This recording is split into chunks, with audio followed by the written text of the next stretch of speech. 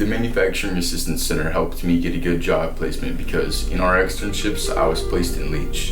And after 4 weeks of doing the externships, Leech saw something in me. His work ethic and initiative is an asset to Leech Industries. One of the things that we talked with Nate about is that we have somebody who is going to be retiring here in the next couple of years. And Nate has skills that he learned from the MAC program that are going to transpire into that job role eventually.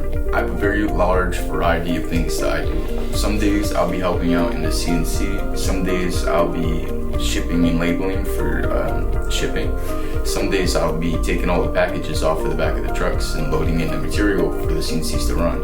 It's all very versatile because I'm new here and I would like to just show that I'm willing to do anything. He needed to be fork truck certified, and he has read the book and he has been practicing, and now he's moving all of our products in and off of the trucks.